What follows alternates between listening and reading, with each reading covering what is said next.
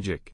Ambulance conveying corpse of Catholic priest's mother gutted by fire in Imo.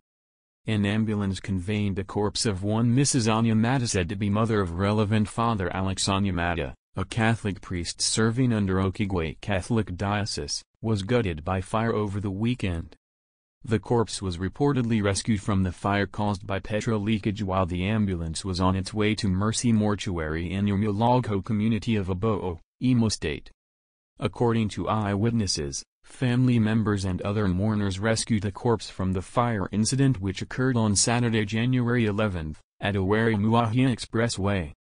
The corpse was subsequently carried in a stretcher to the mortuary by the mourners, who were forced to walk.